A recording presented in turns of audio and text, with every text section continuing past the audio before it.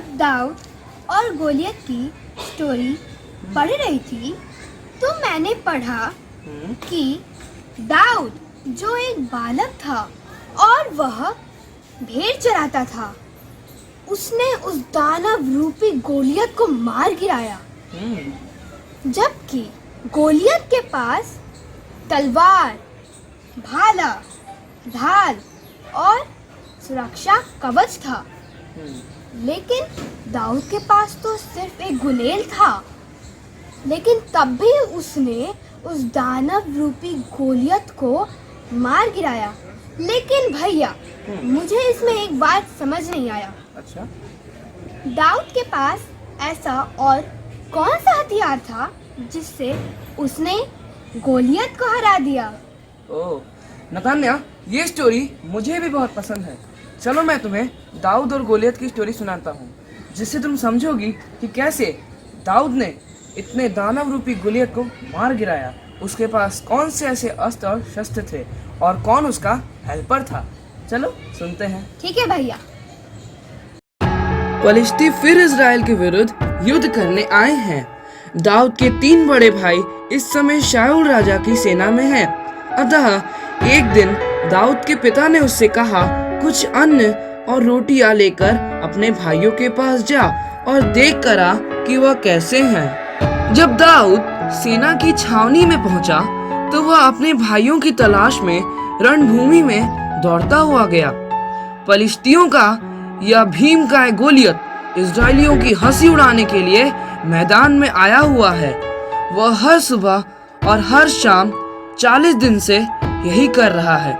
वह चिल्ला चिल्ला कर कहता है, मुझसे लड़ने के लिए अपना कोई आदमी चुनो।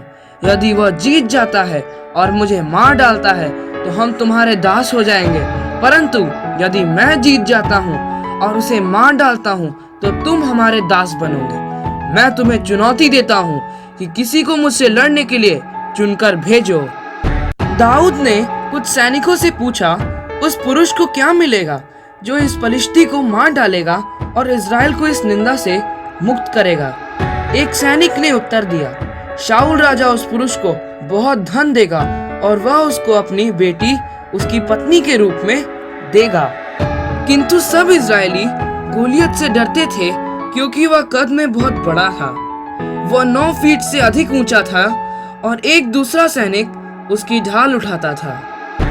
कुछ सैनिकों ने जाकर राजा शाऊल से कहा कि दाऊद गोलियत से लड़ना चाहता है, परंतु शाऊल ने दाऊद से कहा, तू इस पलिश्ती से नहीं लड़ सकता है। तू केवल एक लड़का है और वह सारी उम्र योद्धा रहा है।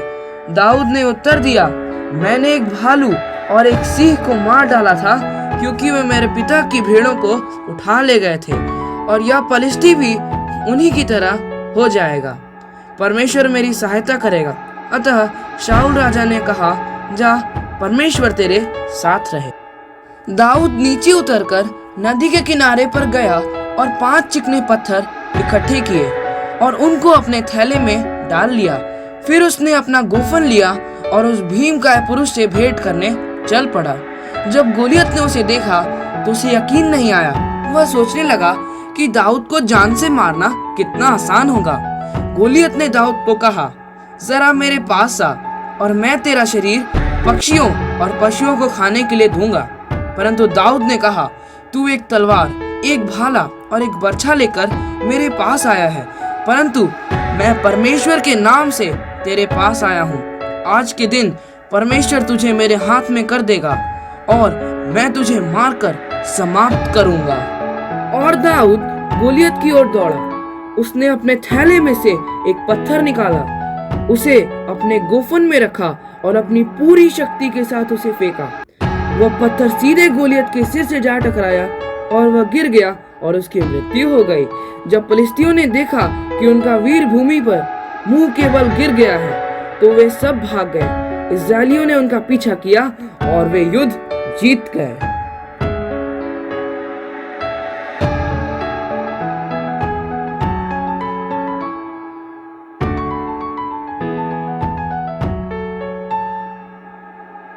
अब तुम समझ गई होगी नतान्या, दाऊद के पास ना तो कोई अस्त्र था ना कोई शस्त्र था, लेकिन तुम जानती हो जिसके संग परमेश्वर है उसके विरुद्ध कोई नहीं हो सकता है।